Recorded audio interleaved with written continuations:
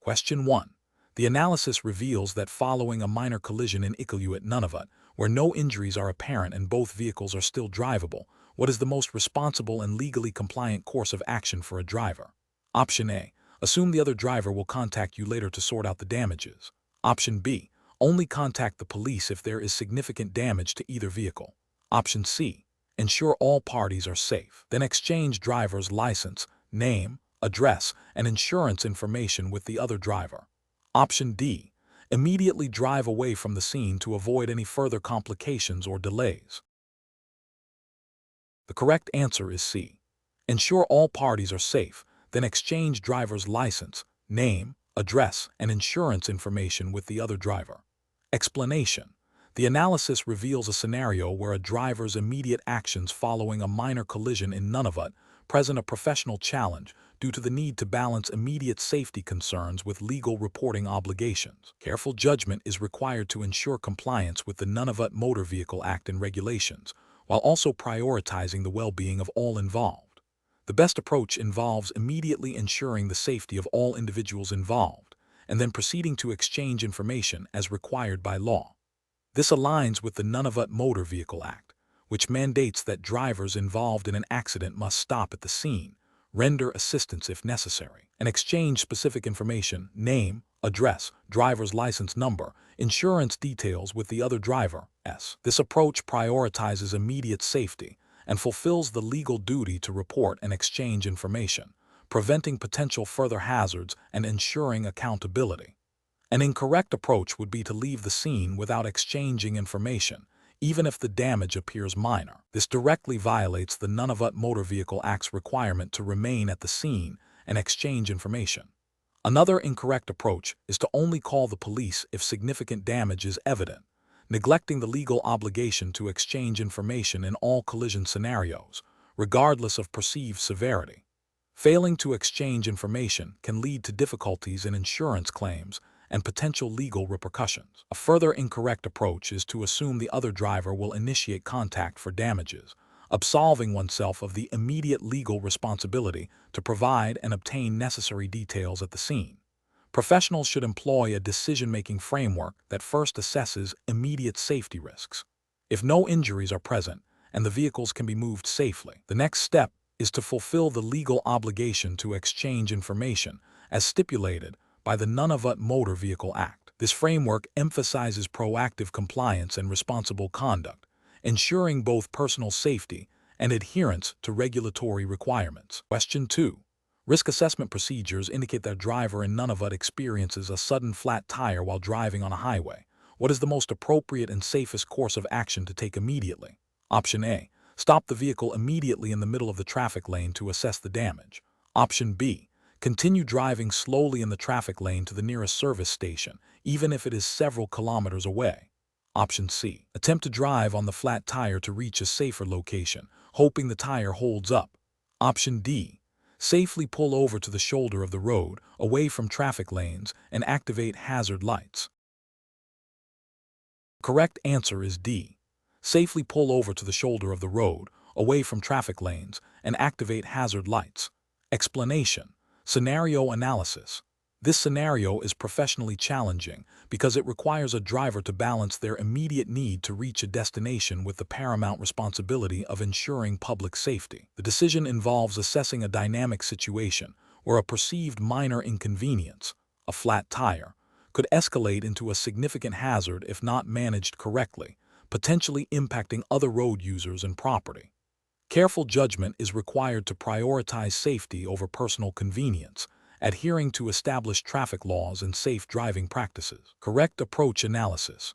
The best professional practice involves immediately and safely pulling over to the side of the road, away from active traffic lanes, and activating hazard lights. This approach is correct because it directly addresses the immediate safety concern by removing the vehicle from a dangerous position.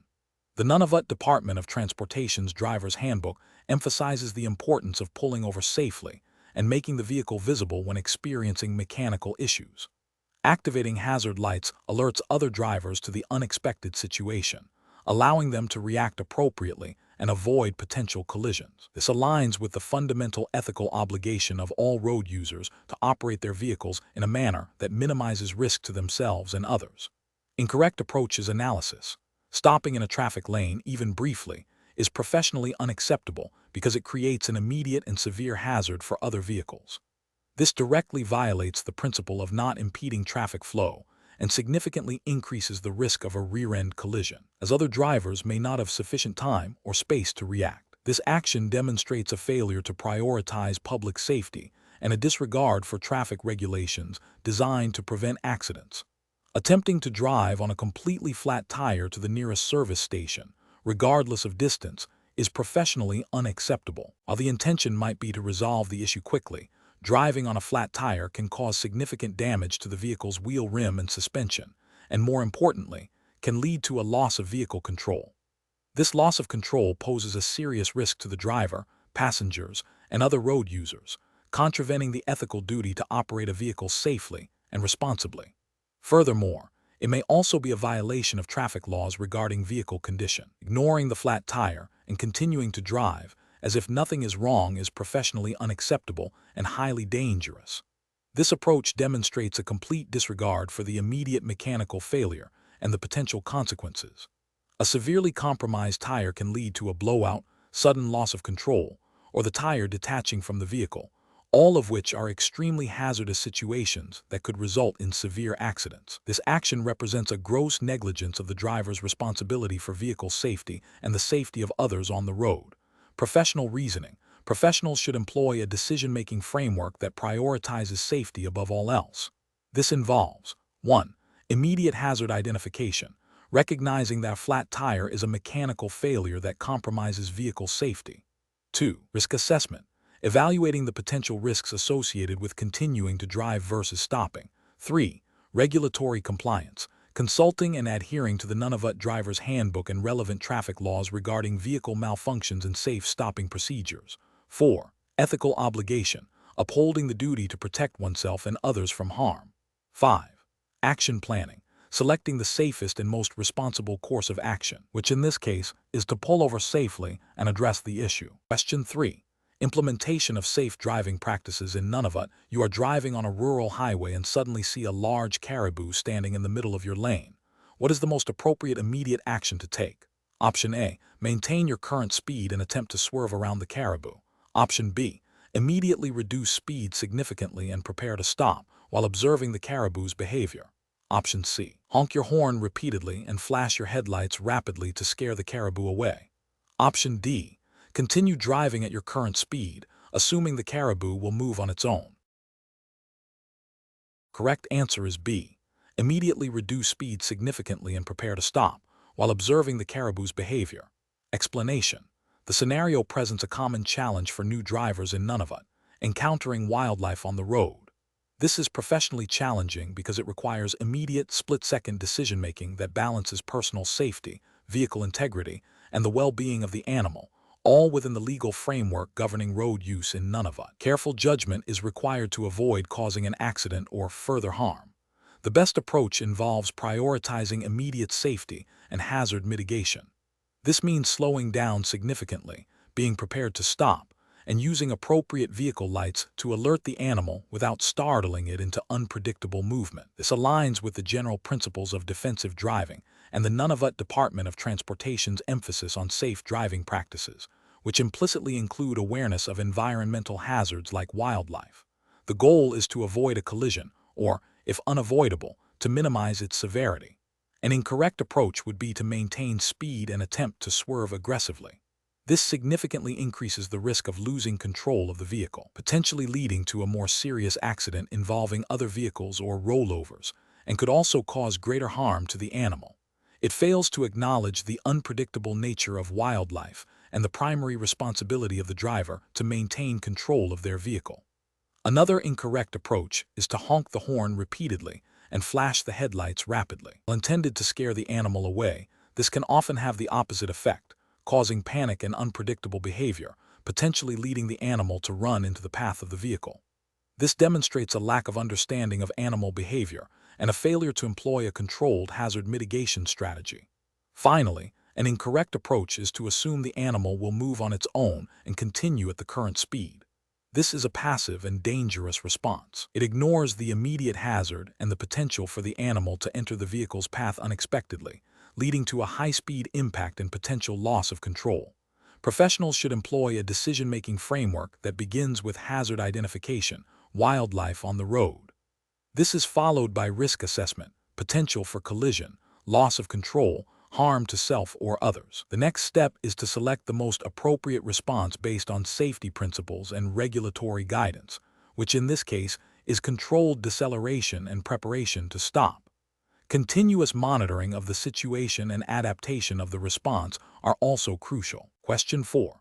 To address the challenge of potentially hazardous road conditions on a remote Nunavut highway, what is the most responsible course of action when your vehicle is equipped with standard tires and you observe significant ice patches? Option A. Proceed with caution, relying on your driving experience to navigate the icy patches. Option B. Drive at a significantly reduced speed, hoping to maintain control on the icy surfaces. Option C. Delay your departure until road conditions improve or seek alternative transportation after consulting official road condition advisories. Option D. Continue your journey immediately, assuming the ice will melt quickly due to the time of day. The correct answer is C. Delay your departure until road conditions improve or seek alternative transportation after consulting official road condition advisories. Explanation. Scenario analysis. This scenario presents a professional challenge for a driver in Nunavut by requiring them to make a judgment call regarding road conditions and their vehicle's suitability for those conditions, directly impacting safety. The decision involves balancing the urgency of travel with the inherent risks of operating a vehicle in a potentially hazardous environment, necessitating careful consideration of available information and personal capability. Correct approach analysis. The best professional approach involves prioritizing safety by assessing the current road conditions and consulting official advisories before proceeding. This aligns with the fundamental principles of safe driving and the responsibilities outlined in the Nunavut Driver's Handbook, which emphasizes adapting driving to prevailing conditions and understanding vehicle limitations. Specifically, the handbook stresses the importance of checking road reports and being aware of weather impacts on road surfaces, such as ice or snow accumulation. By choosing to wait for improved conditions or seek alternative transportation, the driver demonstrates responsible decision-making that upholds the safety of themselves and others, adhering to the spirit and letter of safe driving regulations in Nunavut. Incorrect approaches analysis. Proceeding with the journey despite visible ice and a lack of appropriate tires represents a failure to adhere to safe driving practices mandated by Nunavut's traffic laws. This approach disregards the increased risk of losing control, which could lead to an accident. Another incorrect approach would be to rely solely on personal confidence without objectively evaluating the road conditions or consulting official advisories. This demonstrates a lack of due diligence and an overestimation of one's abilities in a challenging environment, contravening the principle of informed decision-making. Finally, assuming that the road will quickly clear without any supporting evidence or official confirmation is a speculative and potentially dangerous assumption that ignores the unpredictable nature of weather and road conditions in Nunavut. Professional reasoning. Professionals in any field, including driving, should employ a decision-making framework that prioritizes safety and compliance. This involves gathering all relevant information: road conditions, weather forecasts, advisories, assessing risks objectively, considering personal capabilities and equipment limitations, and making a choice that minimizes harm. When faced with uncertainty or potential danger, the prudent professional chooses caution, seeking to mitigate risks rather than proceeding with potentially hazardous actions. This framework emphasizes proactive risk management and adherence to established safety protocols. Question 5.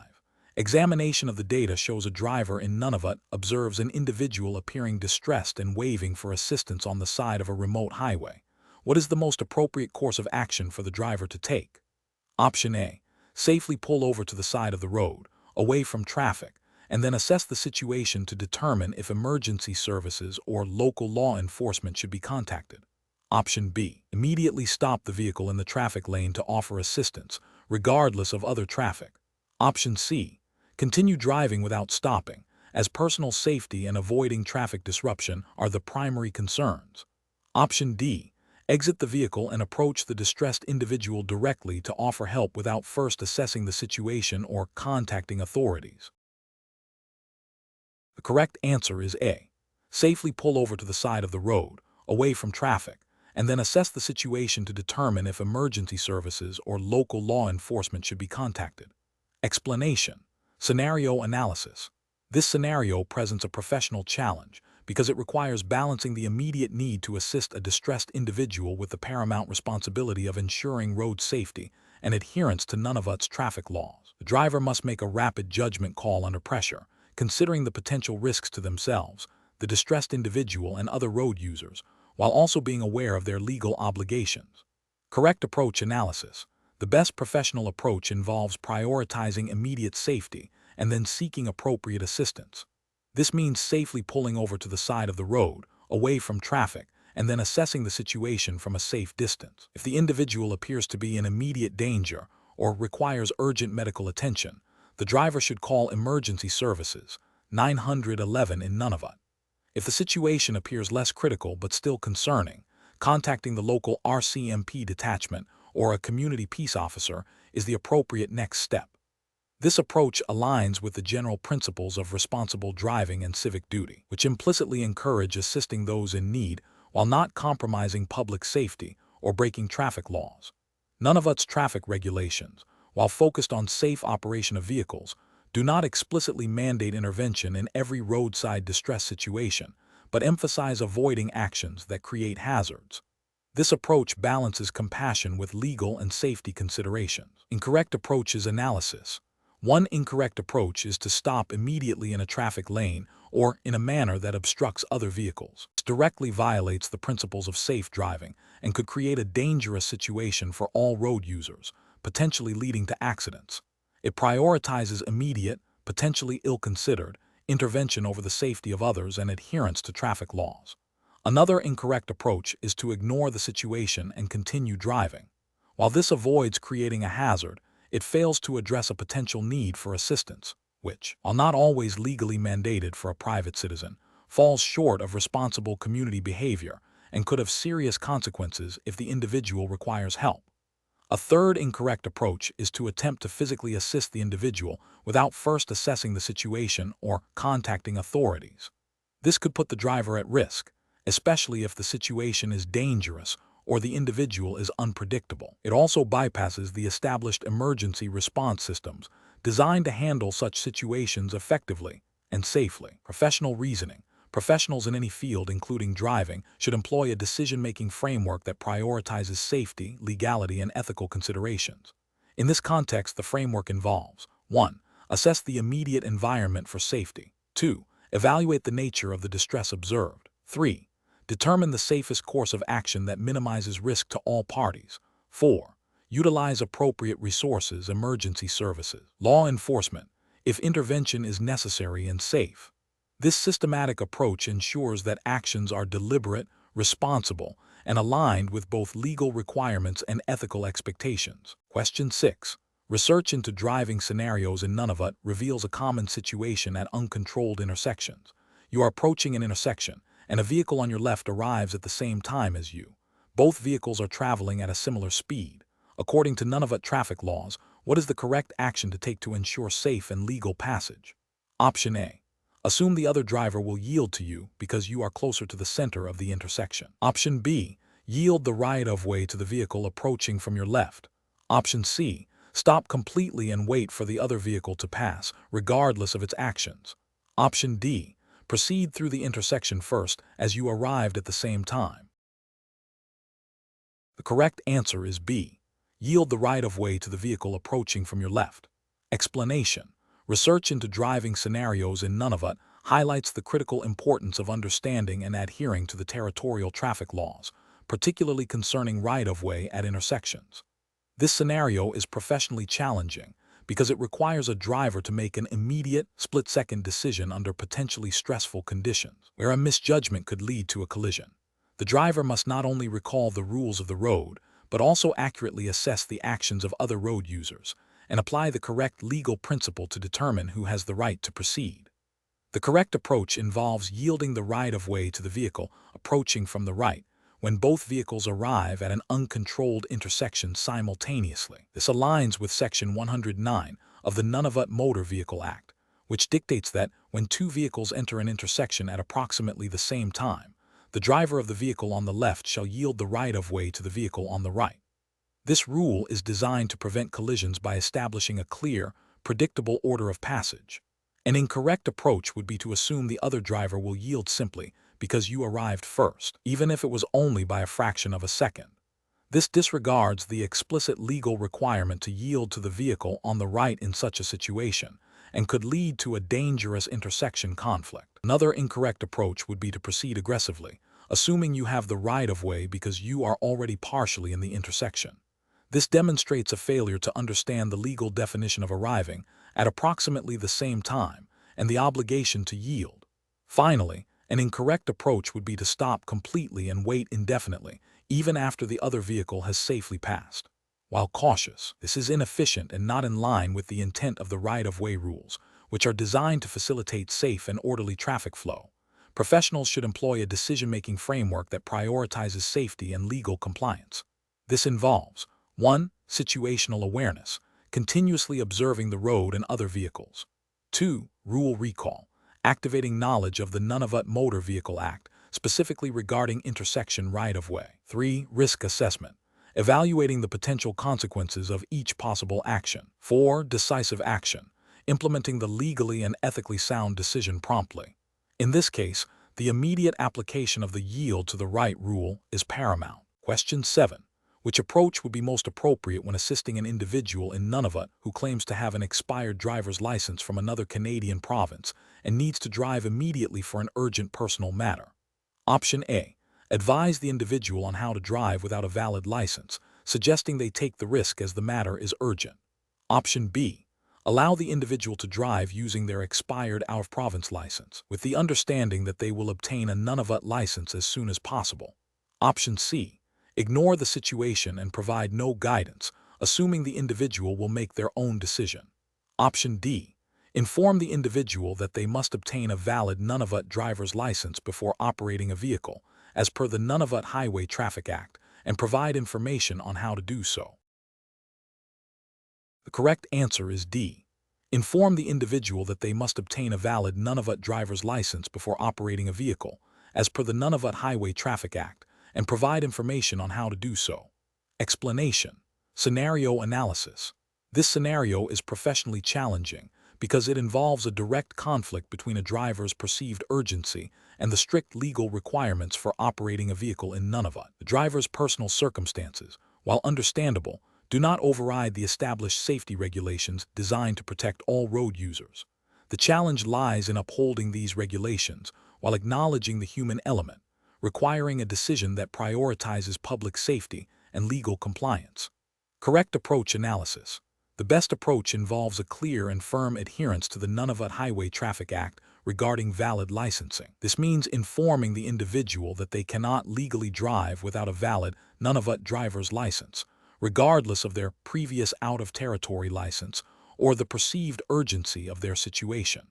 This approach is correct because it directly aligns with the Nunavut Highway Traffic Act, which mandates that all individuals operating a motor vehicle within Nunavut must possess a valid license issued by Nunavut or recognized under interjurisdictional agreements. Failure to do so constitutes a serious offense, and any deviation from this rule would undermine the integrity of the licensing system and compromise road safety. Upholding this principle demonstrates professional integrity and a commitment to public safety as mandated by territorial law. Incorrect approaches analysis, an approach that involves allowing the individual to drive based on their expired out-of-territory license, even with a promise to obtain a Nunavut license soon, is incorrect. This violates the Nunavut Highway Traffic Act by permitting an unlicensed driver on the road. It creates a significant legal liability for the person assisting, and more importantly, poses a direct safety risk to the public. Another incorrect approach would be to offer advice on how to circumvent the licensing process or to suggest they drive at their own risk. This is ethically unsound and legally irresponsible. It encourages non-compliance with territorial laws and demonstrates a disregard for the safety regulations established to prevent accidents and ensure accountability. Finally, an approach that involves ignoring the situation and not providing any guidance is also professionally deficient. While it avoids direct complicity in a violation, it fails to uphold the responsibility to inform individuals about legal requirements and to promote safe driving practices within Nunavut. Professional reasoning. Professionals in situations involving potential breaches of driving regulations in Nunavut should employ a decision-making framework that prioritizes legal compliance and public safety. This involves 1. Identifying the relevant legislation, Nunavut Highway Traffic Act. 2. Assessing the individual's compliance with that legislation. 3. Clearly communicating the legal requirements and consequences of noncompliance. 4. Offering assistance within the bounds of the law, such as directing them to the appropriate licensing authorities. This structured approach ensures that decisions are not based on personal sympathy or expediency, but on established legal and ethical standards. Question 8. Benchmark analysis indicates that a driver operating a vehicle in Nunavut experiences a sudden and complete failure of their brake lights during daylight hours. The nearest town is approximately 50 kilometers away. Considering the immediate safety implications and regulatory requirements, what is the most responsible course of action? Option A.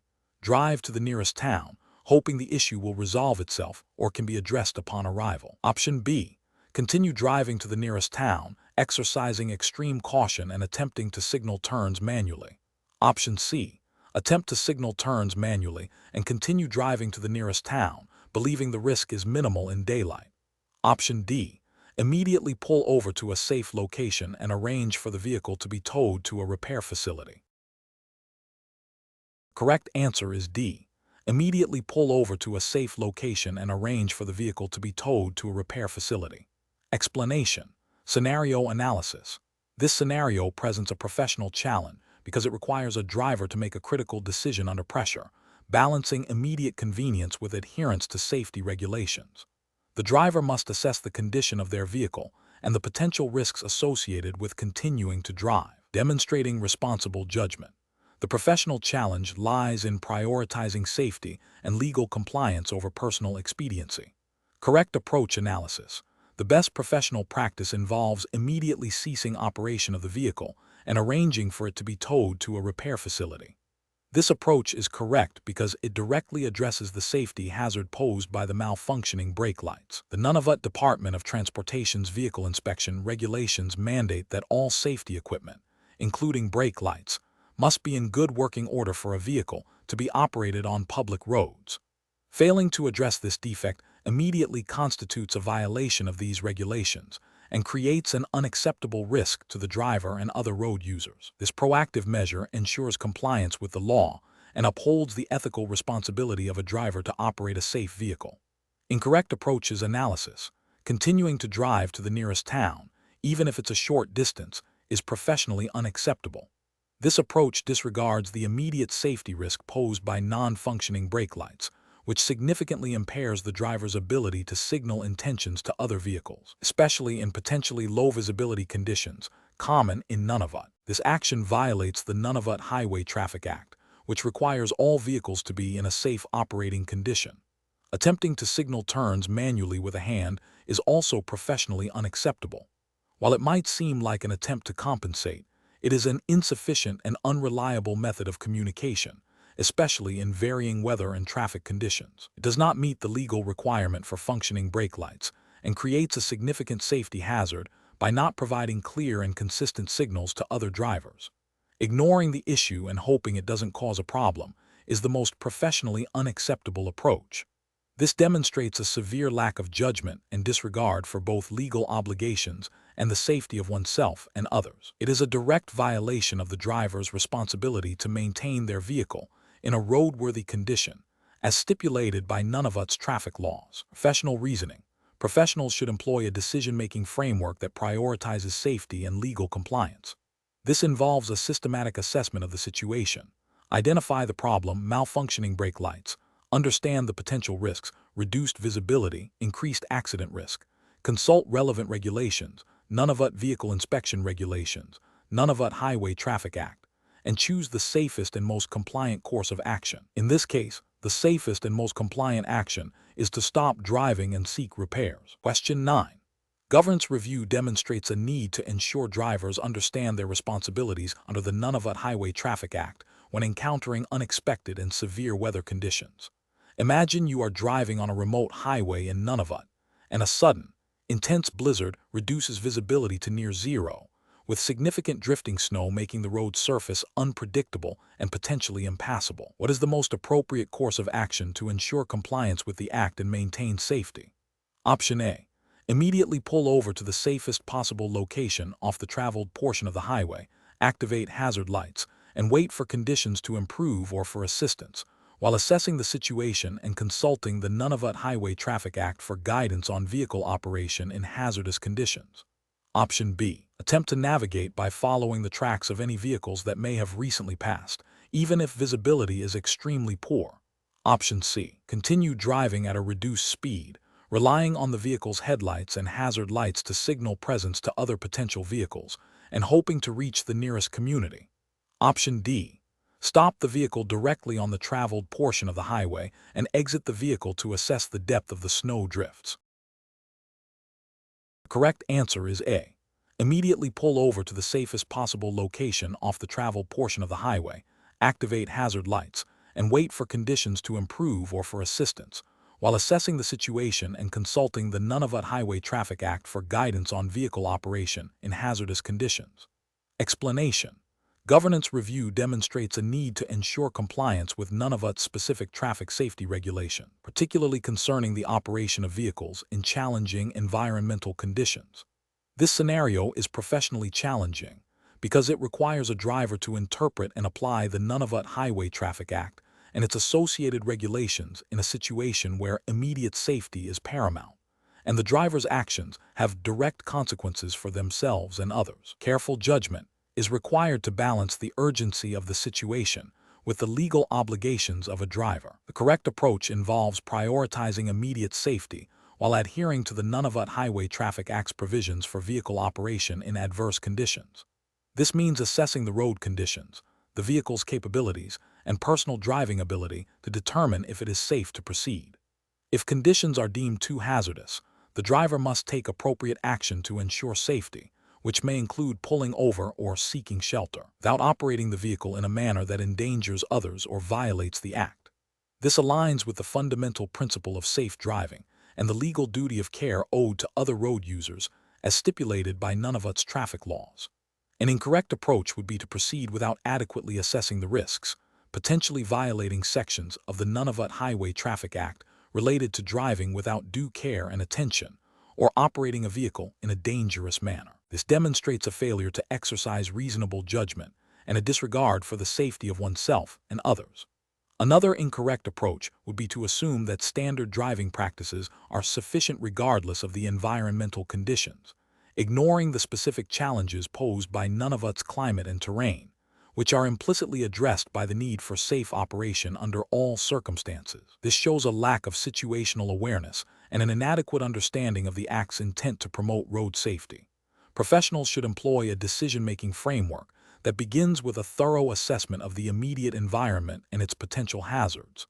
This assessment should then be cross-referenced with their understanding of the relevant legal requirements, in this case, the Nunavut Highway Traffic Act. If there is any doubt about the safety of proceeding or the legality of their intended actions, the professional should err on the side of caution, prioritizing safety and compliance over expediency.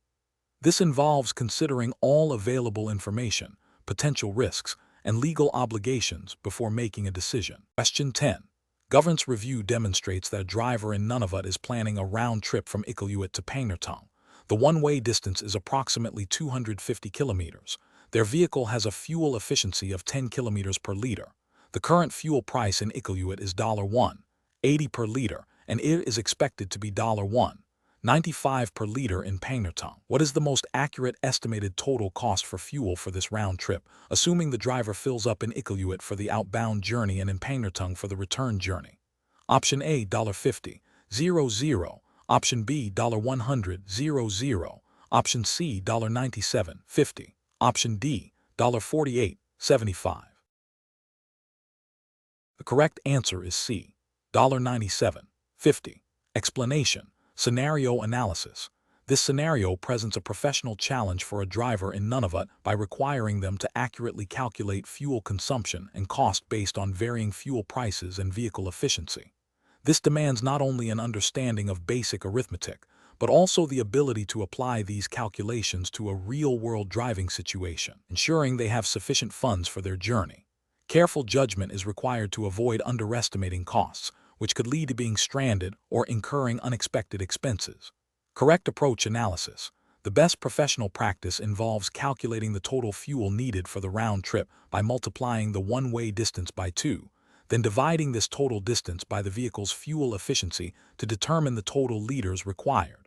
Subsequently, this total liter requirement is multiplied by the average fuel price to ascertain the total estimated fuel cost. This approach is correct because it systematically accounts for all variables: distance, efficiency, price, to arrive at an accurate, comprehensive cost estimate, directly aligning with responsible financial planning for travel, as implicitly expected under Nunavut's driver responsibilities. Incorrect approaches analysis. One incorrect approach involves calculating the fuel cost for only a one-way trip and then doubling that amount. This is flawed because it assumes the fuel price remains constant for the entire journey, which may not be the case, and it doesn't directly calculate the total fuel needed for the entire distance before applying a price. Another incorrect approach is to divide the total distance by the fuel price and then multiply by the fuel efficiency. This method incorrectly manipulates the units and the relationship between distance, fuel consumption, and cost, leading to a nonsensical and inaccurate result. A further incorrect approach is to simply multiply the one-way distance by the fuel price. This completely ignores the vehicle's fuel efficiency and the fact that a round trip requires fuel for both directions, resulting in a gross underestimation of the required funds. Professional reasoning. Professionals facing such calculations should adopt a structured step-by-step approach. First, identify all given parameters: distance, efficiency, price. Second, determine the objective total fuel cost for a round trip. Third, break down the problem into logical subcalculations: total distance, total fuel required, and finally, total cost. Always verify that the units are consistent and that the final calculation logically addresses the objective. This systematic process ensures accuracy and avoids common errors that could lead to financial or logistical problems. Question 11. The efficiency study reveals a recurring issue with drivers in Nunavut failing to properly secure their cargo on vehicles, leading to potential road hazards. Considering the Nunavut Highway Traffic Act, which of the following actions best demonstrates a driver's commitment to regulatory compliance and public safety when transporting goods? Option A. Thoroughly inspecting and securing all cargo using appropriate tie-downs, netting, or covers before and during the journey, ensuring it is stable and will not shift or fall. Option B. Relying on a quick visual check to determine if the cargo appears mostly secure without using specific securing devices. Option C. Assuming that a short trip within Nunavut does not require the same level of cargo securing as longer hauls. Option D. Entrusting the entire cargo securing process to a helper without personally verifying the adequacy of the securing methods. The correct answer is A. Thoroughly inspecting and securing all cargo using appropriate tie-downs, netting, or covers before and during the journey, ensuring it is stable and will not shift or fall. Explanation. The efficiency study reveals a recurring issue with drivers in Nunavut failing to properly secure their cargo on vehicles, leading to potential road hazards. This scenario is professionally challenging because it requires balancing the need for efficient transportation of goods with the paramount importance of public safety on Nunavut's roads. Drivers must understand their legal obligations and the practical implications of unsecured loads. The correct approach involves drivers meticulously inspecting and securing all cargo before commencing their journey, ensuring it is properly tied down, covered, and balanced to prevent shifting or falling. This aligns directly with the Nunavut Highway Traffic Act, which mandates that drivers are responsible for ensuring their vehicles and loads are safe for operation on public highways. Failure to do so can result in fines, demerit points, and, more critically, accidents that endanger other road users. This proactive approach prioritizes compliance with the law and ethical responsibility for the safety of the community. An incorrect approach would be to assume that a short trip or familiar route negates the need for proper cargo securing. This demonstrates a disregard for the Nunavut Highway Traffic Act's safety provisions, which apply regardless of distance or familiarity. It creates an unacceptable risk of cargo shifting or falling, potentially causing collisions or damage to infrastructure. Another incorrect approach is to rely solely on the visual appearance of the cargo being mostly secure. Law requires positive assurance of security, not a subjective assessment. This approach fails to account for vibrations, sudden stops, or turns that can dislodge improperly secured items, leading to dangerous situations. Finally, an incorrect approach is to delegate the responsibility of cargo securing to another party without verifying its adequacy. While delegation is sometimes necessary, the ultimate responsibility for the safe operation of the vehicle and its load rests with the driver. Failing to verify the security of the cargo is a dereliction of this duty and a violation of the Nunavut Highway Traffic Act. Professionals should employ a decision-making framework that begins with understanding and internalizing the relevant regulations, such as the Nunavut Highway Traffic Act. This should be followed by a thorough risk assessment of the cargo and the intended route, leading to the selection and implementation of appropriate securing methods. Regular checks during the journey are also crucial. This systematic approach ensures both legal compliance and a commitment to public safety. Question 12. Governance review demonstrates a need to ensure new drivers in Nunavut are adequately prepared for the territory's unique driving conditions. A licensing examiner is assessing a candidate who has demonstrated a good general knowledge of traffic laws, but seems less familiar with specific challenges like driving on ice and in low-visibility snowstorms. Which approach best upholds the regulatory framework and ethical responsibilities for driver licensing in Nunavut? Option A. Fail the candidate immediately, citing insufficient knowledge of winter driving conditions as a critical safety concern that cannot be overlooked. Option B. Focus the practical assessment heavily on general driving maneuvers and ignore the candidate's weaker responses regarding winter driving, as the knowledge test covered the basics. Option C. Pass the candidate, assuming that practical experience will be gained quickly and that the general knowledge of traffic laws is sufficient for initial licensing. Option D. Proceed with the assessment, ensuring the candidate understands basic road rules and can demonstrate control of the vehicle in clear conditions, with a note to the licensing authority about the need for further education on winter driving. The correct answer is D. Proceed with the assessment, ensuring the candidate understands basic road rules and can demonstrate control of the vehicle in clear conditions, with a note to the licensing authority about the need for further education on winter driving. Explanation. Governance review demonstrates a need to reinforce safe driving practices among new drivers in Nunavut. This scenario is professionally challenging because it requires balancing the immediate need for licensed drivers to access essential services and employment opportunities with the paramount responsibility of ensuring public safety on Nunavut's unique and often demanding roadways.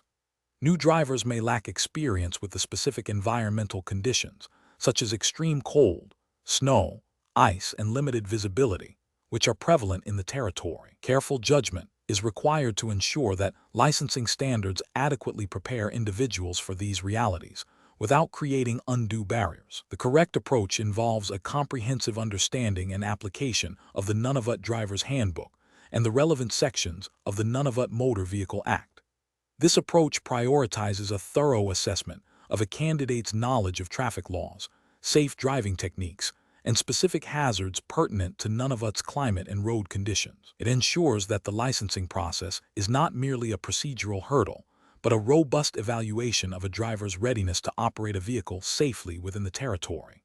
This aligns with the ethical obligation to protect all road users and the regulatory requirement to maintain high standards for driver competency.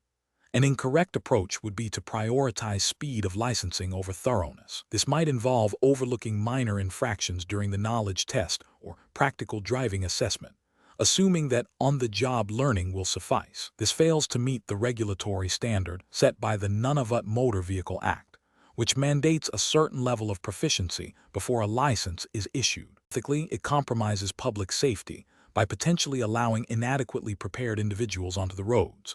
Another incorrect approach would be to solely focus on general driving principles without adequately addressing Nunavut-specific challenges.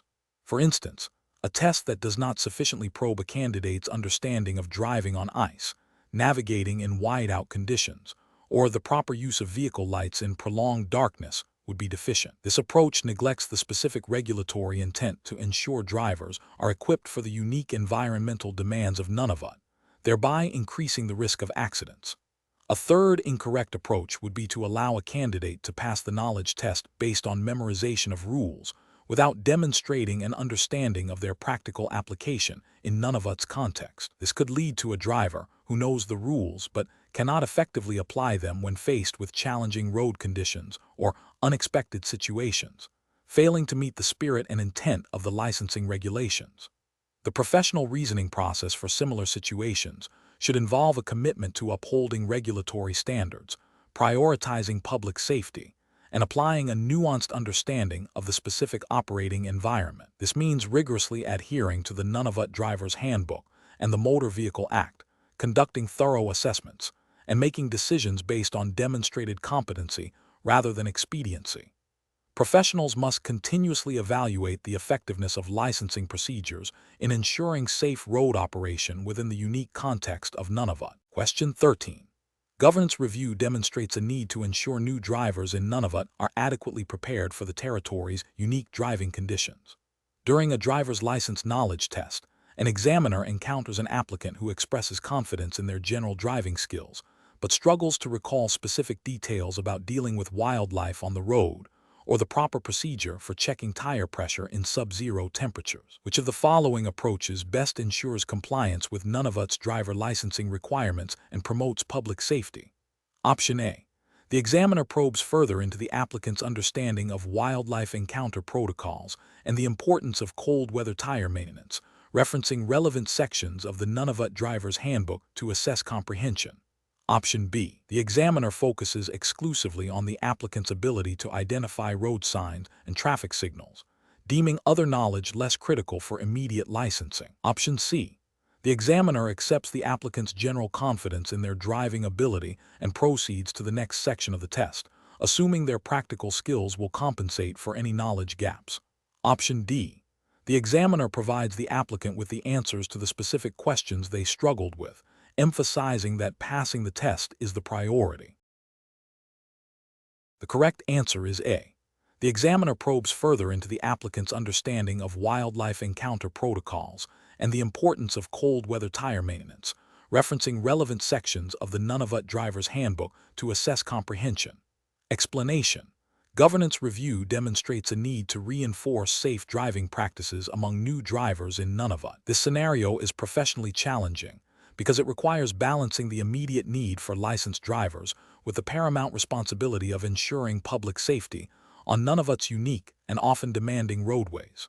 New drivers may lack experience with varied road conditions, including ice, snow, and remote terrain, making adherence to established safety protocols critical. Careful judgment is required to assess whether a driver's understanding and application of these protocols are sufficient for safe operation. The correct approach involves a thorough assessment of the applicant's understanding of the Nunavut Driver's Handbook, specifically focusing on sections pertaining to winter driving conditions, wildlife encounters, and emergency procedures relevant to the territory. This includes evaluating their ability to articulate how they would respond to specific scenarios, such as encountering black ice or a herd of caribou on the road, and demonstrating practical knowledge of vehicle maintenance crucial for cold weather. This approach is correct because it directly aligns with the Nunavut Department of Transportation's mandate to ensure all licensed drivers possess the knowledge and skills necessary to operate vehicles safely within the territory's specific environmental and geographical context, as outlined in the official driver licensing regulations. It prioritizes the safety of all road users by verifying comprehension of territory-specific hazards and mitigation strategies. An incorrect approach would be to solely rely on the applicant's self-assessment of their driving ability, without probing for specific knowledge of Nunavut's road conditions. This fails to meet the regulatory requirement of demonstrating competence in operating a vehicle safely within the territory, as the handbook and licensing process are designed to test for this specific knowledge. Another incorrect approach would be to overlook the applicant's understanding of emergency procedures, such as what to do in case of a breakdown in a remote area, as this knowledge is vital for survival and safety in Nunavut and is a key component of responsible driving. Finally, An approach that prioritizes speed of licensing over thoroughness by glossing over critical safety questions would be ethically and regulatorily unsound, potentially putting the public at risk. Professionals should employ a decision-making framework that begins with a clear understanding of the governing regulations and the specific risks associated with the operating environment. This involves actively listening to the applicant's responses, asking clarifying questions, and cross-referencing their answers with the established knowledge base, the Nunavut Driver's Handbook. The process should be objective, consistent, and focused on verifying practical understanding and preparedness for the unique challenges of driving in Nunavut. Question 14. Governance review demonstrates a need to clarify responsibilities regarding medical conditions and driving privileges in Nunavut. A licensed driver in Nunavut has recently been diagnosed with a condition that, if left unmanaged, could cause sudden episodes of impaired consciousness. The driver feels confident in their ability to manage the condition with medication and believes it does not affect their driving. What is the most appropriate course of action for this driver to ensure compliance with Nunavut's traffic safety laws? Option A. Cease driving immediately and wait for the Nunavut Department of Transportation to initiate contact regarding potential driving concerns related to medical conditions. Option B. Immediately report the diagnosed medical condition to the Nunavut Department of Transportation and follow their guidance regarding further medical assessments or potential driving restrictions. Option C. Consult with friends and family to gauge their perception of the driver's current driving capabilities before deciding whether to report the condition. Option D. Continue driving as usual, relying on personal assessment of their ability to manage the condition with medication, and only report if the condition directly impacts their driving. Correct answer is B. Immediately report the diagnosed medical condition to the Nunavut Department of Transportation and follow their guidance regarding further medical assessments or potential driving restrictions. Explanation. Governance review demonstrates a need to reinforce understanding of Nunavut's traffic safety regulations, particularly concerning the operation of vehicles by individuals with certain medical conditions. This scenario is professionally challenging because it requires balancing the individual's right to drive with the paramount public safety interest. A driver's medical condition can significantly impair their ability to operate a vehicle safely, posing a direct risk to themselves and others on Nunavut's roads. Careful judgment is required to ensure compliance with the law while also considering individual circumstances. The correct approach involves proactively reporting a diagnosed medical condition that may affect driving ability to the Nunavut Department of Transportation. This aligns with the Nunavut Motor Vehicles Act and its associated regulations, which mandate that drivers inform the Registrar of Motor Vehicles of any medical condition that could impair their ability to drive safely. This proactive disclosure allows the department to assess the individual's fitness to drive, potentially requiring a medical examination or imposing driving restrictions, thereby upholding public safety and regulatory compliance. An incorrect approach would be to continue driving without disclosing the condition. This directly violates the Nunavut Motor Vehicles Act, which places a legal obligation on drivers to report such conditions. Ethically, it demonstrates a disregard for the safety of other road users. Another incorrect approach is to rely solely on personal judgment about driving ability without seeking professional medical or regulatory assessment. While the individual may feel capable, the law requires an objective assessment by the relevant authorities based on medical evidence. This approach fails to meet the legal standard and risks endangering the public. Professionals should employ a decision-making framework that prioritizes legal compliance and public safety. This involves understanding the specific reporting requirements under Nunavut's motor vehicle legislation, seeking professional medical advice when a condition might affect driving, and cooperating fully with the Department of Transportation's assessment process. If there is any doubt about fitness to drive, the responsible action is to err on the side of caution and report the condition. Question 15. Governance review demonstrates a need to enhance driver preparedness for Nunavut's unique environmental challenges. Considering the territory's specific conditions, which of the following strategies best ensures that newly licensed drivers possess the necessary knowledge for safe operation? Option A. Rely on the general knowledge contained within standard driver's handbooks, assuming these cover all essential safety aspects for any jurisdiction. Option B. Implement a system where driver education is primarily reactive, addressing specific hazards only after accidents related to those hazards have occurred. Option C. Develop and implement mandatory educational modules within the Nunavut driver licensing process that specifically address driving on ice and snow, wildlife awareness, and the effects of extreme cold on vehicles.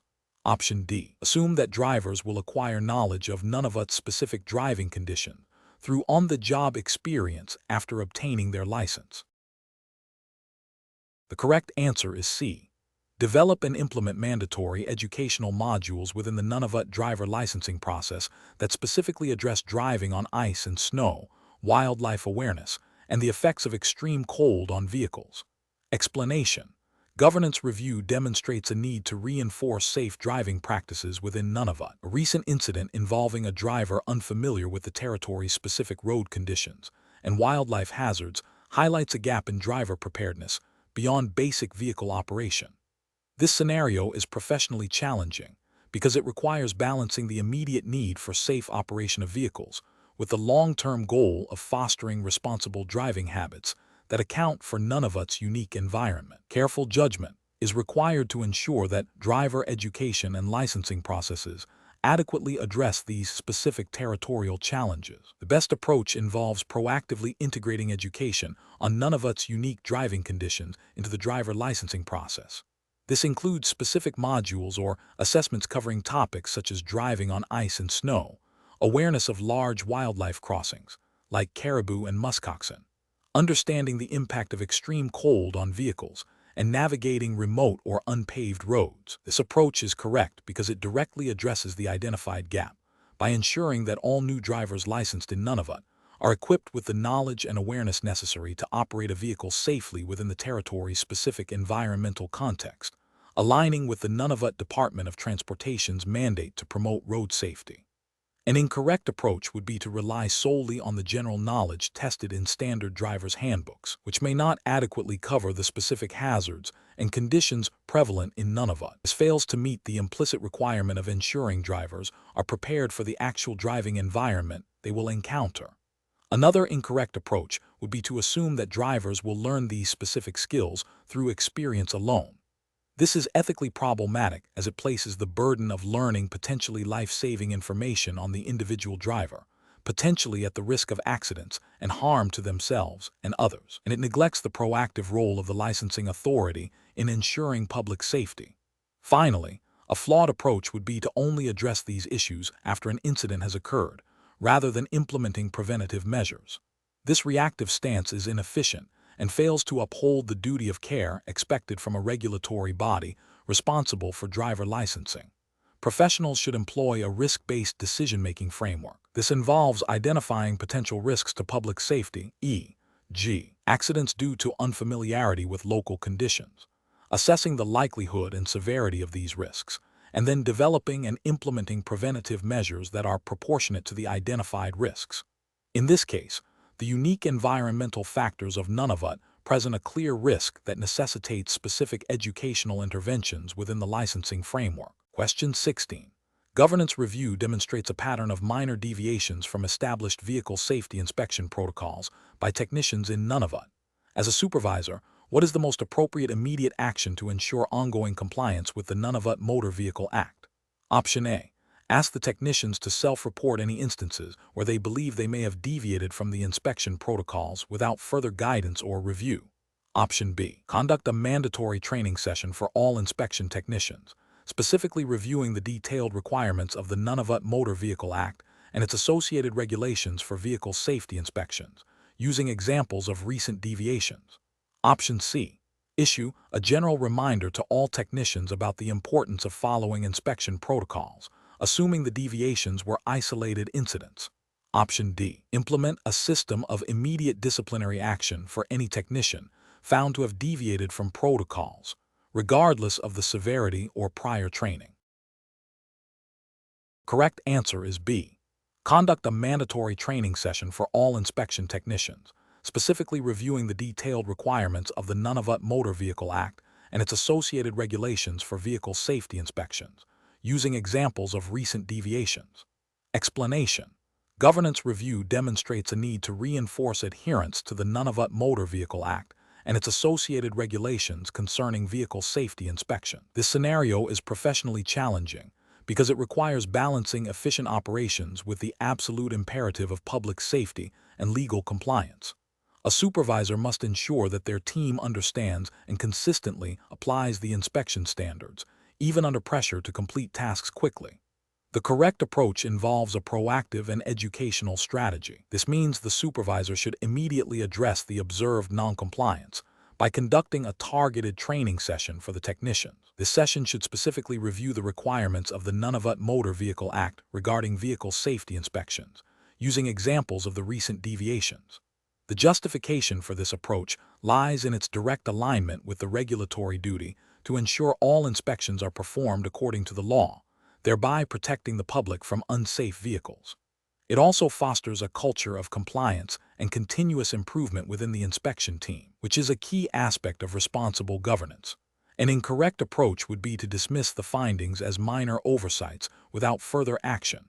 This fails to acknowledge the potential risks to public safety and the legal implications of non-compliance with the Nunavut Motor Vehicle Act. It also misses an opportunity to reinforce proper procedures and could lead to a pattern of substandard inspections. Another incorrect approach is to implement punitive measures without providing adequate retraining or clarification of the regulations.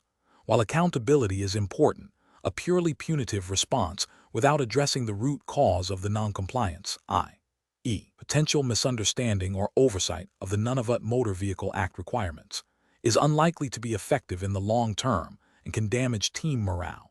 A further incorrect approach would be to delegate the responsibility of addressing the issue to the technicians themselves without direct supervision or guidance. This abdicates the supervisor's responsibility to ensure compliance with the Nunavut Motor Vehicle Act and could result in inconsistent application of standards. Professionals should employ a decision-making framework that prioritizes understanding the root cause of any compliance issue, followed by a clear, educational and corrective action plan that directly addresses the relevant legislation.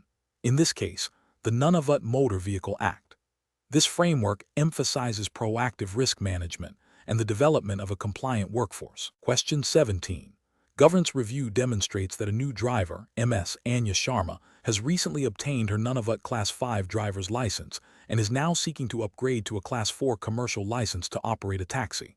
Which of the following actions best ensures Ms. Sharma complies with the Nunavut Motor Vehicles Act and regulations for this license upgrade? Option A.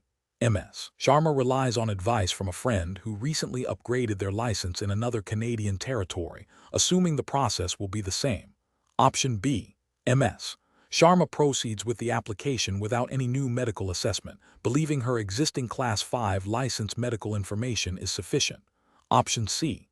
Ms. Sharma contacts the Nunavut Department of Transportation directly to inquire about the specific documentation and medical examination requirements for a Class 4 license upgrade, ensuring any required medical forms are completed by a physician licensed in Nunavut. Option D. Ms. Sharma assumes the requirements for a Class 4 license upgrade are identical to her Class 5 license and obtains a general medical checkup without confirming specific Nunavut commercial driver standards. The correct answer is C. Ms. Sharma contacts the Nunavut Department of Transportation directly to inquire about the specific documentation and medical examination requirements for a Class 4 license upgrade, ensuring any required medical forms are completed by a physician licensed in Nunavut. Explanation. Governance review demonstrates that a new driver, Ms. Anya Sharma, has recently obtained her Nunavut Class 5 driver's license. She is now seeking to upgrade her license to a Class 4 commercial license to operate a taxi.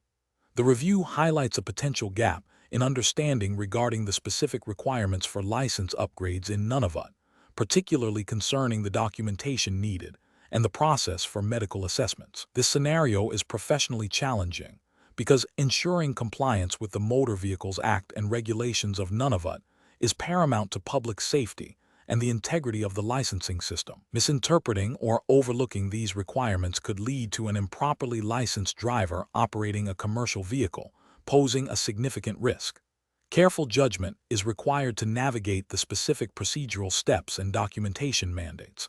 The correct approach involves MS Sharma proactively consulting the official Nunavut Department of Transportation resources to identify the precise documentation and medical examination requirements for a Class 4 license upgrade. This includes understanding if a specific medical form is mandated by the Nunavut DOT and if it needs to be completed by a physician licensed to practice in Nunavut. This approach is correct because it directly adheres to the regulatory framework established by the Motor Vehicles Act and Regulations of Nunavut, which outline the specific procedures and standards for license upgrades. Relying on official government sources ensures accuracy and compliance, thereby upholding public safety and the legal requirements for commercial vehicle operation. An incorrect approach would be for MS Sharma to assume that the requirements for a Class 4 license upgrade are the same as for her Class 5 license and to only seek a general medical checkup without confirming the specific Nunavut DOT requirements for commercial drivers. This is ethically and regulatorily flawed because it bypasses the mandated safety protocols for commercial operators. The Motor Vehicles Act and Regulations of Nunavut likely stipulate more stringent medical standards for commercial drivers to ensure they are fit to operate vehicles that carry passengers or goods, and failing to meet these specific standards is a violation.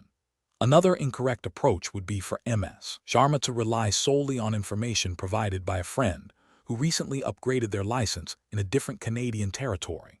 This is problematic because licensing regulations are jurisdiction-specific. The Nunavut Motor Vehicles Act and Regulations are distinct from those of other territories, and information from another jurisdiction may not be accurate or applicable, leading to non-compliance and potential legal repercussions. A final incorrect approach would be for MS Sharma to proceed with the upgrade application without obtaining any medical assessment, believing her current Class 5 medical information is sufficient. This is a direct contravention of the likely requirements for a commercial license upgrade, which typically necessitates a current and specific medical evaluation to ensure ongoing fitness for duty as a commercial driver. Professionals should employ a decision-making process that prioritizes seeking information directly from the governing regulatory body for any licensing or compliance matter. This involves identifying the relevant legislation and regulations, locating official government websites or offices, and thoroughly reviewing all published guidelines and forms. When in doubt, direct consultation with the relevant authority is always the most prudent course of action. Question 18. Stakeholder feedback indicates that some individuals attempting to register vehicles in Nunavut are presenting documents that appear to be driver's licenses, but are not officially issued by the Nunavut government.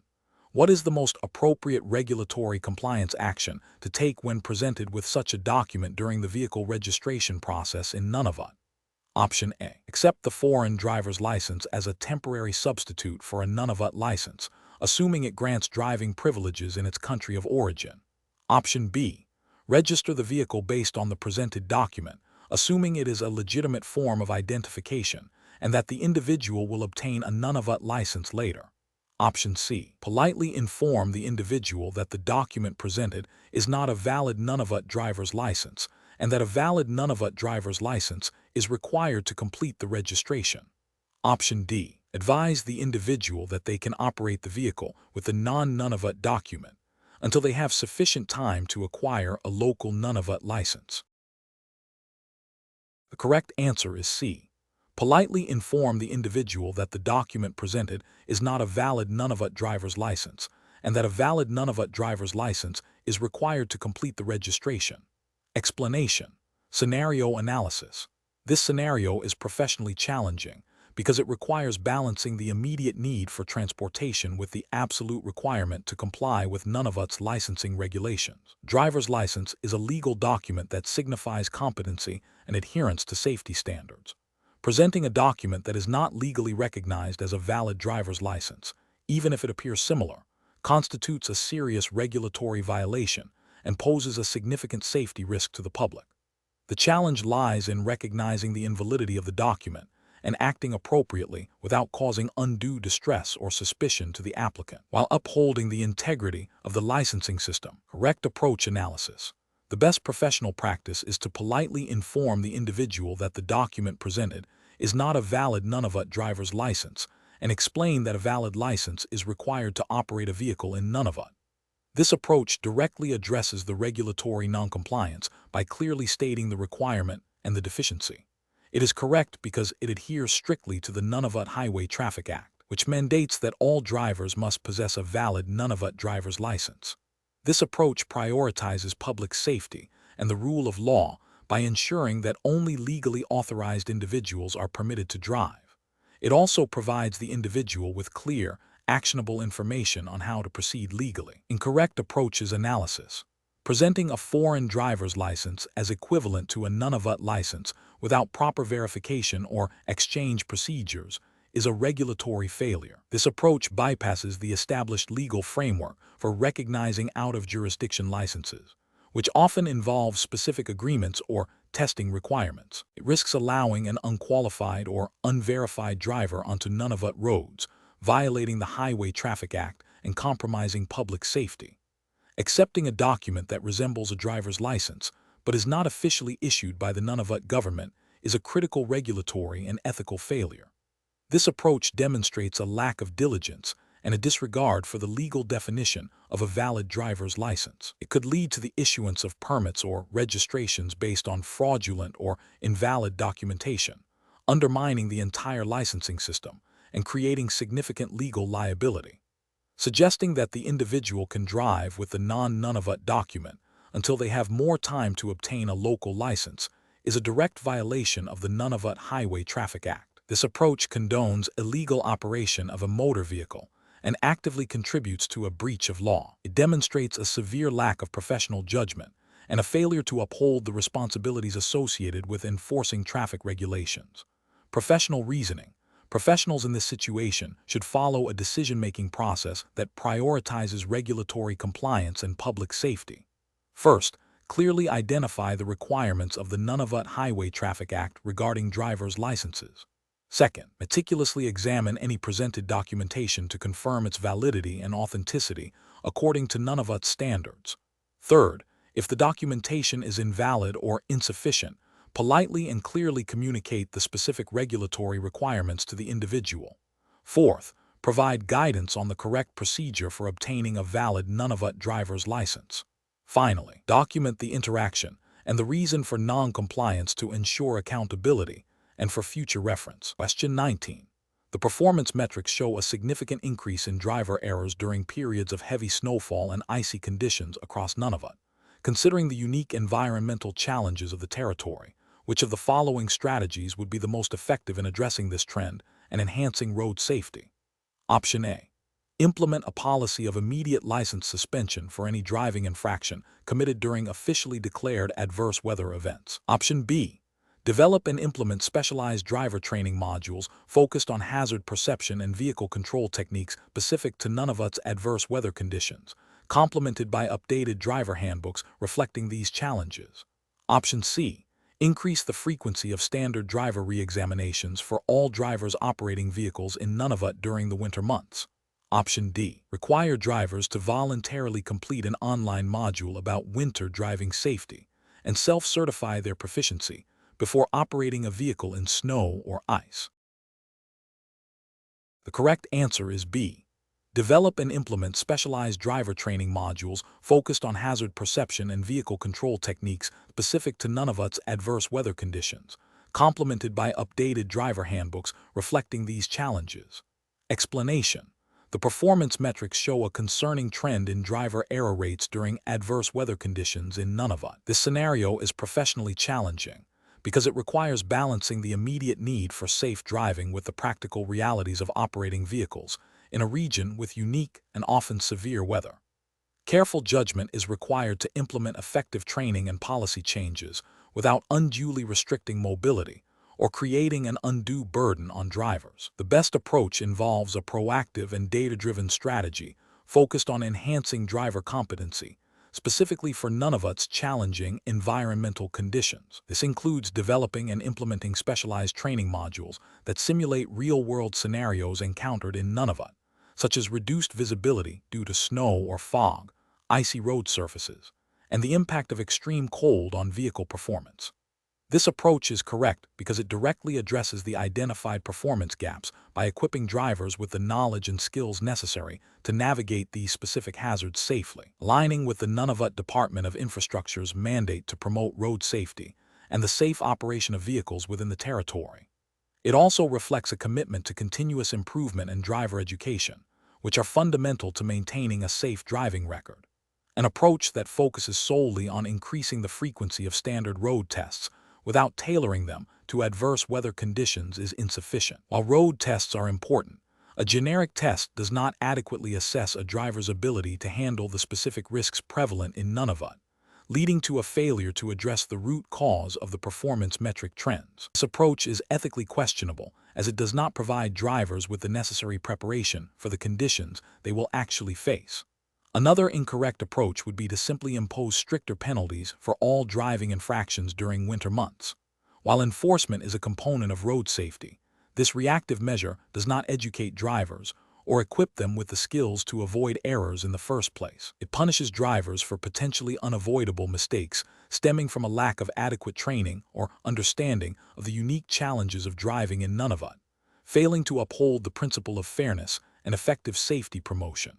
Finally, an approach that relies on drivers self-reporting their comfort level with driving in adverse weather without any form of verification or supplementary training is inadequate. This method is subjective and does not guarantee that drivers possess the actual skills or knowledge to drive safely under such conditions. It abdicates the responsibility of ensuring a minimum standard of competency for operating vehicles in a demanding environment, which is a core tenet of public safety regulations. Professionals should employ a decision-making framework that prioritizes a thorough analysis of performance data, identifies specific risk factors within the operating environment, in this case, Nunavut's weather, and then develops targeted interventions. This involves consulting relevant territorial regulations and guidelines, considering the practical implications for drivers, and implementing solutions that are both effective and equitable. The process should involve continuous evaluation and adaptation based on ongoing performance metrics. Question 20. Governance review demonstrates a need for drivers in Nunavut to better understand the financial implications of their travel. If a driver plans a trip of 450 kilometers and their vehicle consumes 12 liters of fuel per 100 kilometers, and the current price of fuel at their departure point is $1.75 per liter, what is the total cost of fuel for this trip? Option A, $78.75. Option B, $94.50. Option C, $105.00. Option D, $63.00. The correct answer is B, $94.50. Explanation: scenario analysis. This scenario is professionally challenging because it requires a driver to accurately calculate fuel consumption and cost based on varying conditions and prices, directly impacting their budget and ability to complete a journey within the Nunavut's often remote and resource-limited context. Miscalculation can lead to being stranded, incurring unexpected expenses, or making inefficient use of limited funds, all of which are critical considerations for safe and responsible driving in the territory. Correct approach analysis. The best approach involves accurately calculating the total distance to be traveled, determining the vehicle's average fuel consumption per kilometer, and then multiplying these figures by the current fuel price per liter. This method directly addresses the core of the problem by using precise figures derived from the provided information. The Nunavut Driver's Handbook emphasizes responsible vehicle operation and preparedness, which includes understanding and managing operational costs like fuel. This calculation aligns with the principle of ensuring a vehicle is adequately fueled and that the driver has a realistic understanding of the financial implications of their journey, a key aspect of safe and practical driving in the territory. Incorrect approaches analysis. One incorrect approach involves estimating the fuel needed based on a general idea of the distance and a rough guess of fuel prices. This fails to adhere to the principle of accurate calculation, potentially leading to underestimating fuel requirements and facing unexpected shortages. Disregards the specific fuel price provided and the vehicle's known consumption rate, making it an unreliable method. Another incorrect approach is to only consider the fuel price and divide the available budget by that price to determine the liters of fuel that can be purchased, without factoring in the distance or the vehicle's fuel efficiency. This completely ignores the primary constraint of reaching the destination and the vehicle's operational capabilities, rendering the calculation irrelevant to the actual driving task. A further incorrect approach is to calculate the fuel needed based on the distance alone, assuming a standard fuel consumption rate without considering the specific price of fuel in the location. This overlooks the financial aspect of the journey, which is a crucial component of responsible planning and budgeting for travel in Nunavut, where fuel costs can fluctuate significantly. Professional reasoning. Professionals should approach such problems by first identifying all the given variables: distance, fuel consumption rate, fuel price. They should then determine the required calculation steps. Total fuel needed equals distance/fuel consumption rate in km/L, or distance*fuel consumption rate in L/km, and total cost equals total fuel needed *fuel price. This systematic breakdown ensures all relevant factors are considered and that the final answer is accurate and defensible, reflecting responsible planning and adherence to practical driving requirements.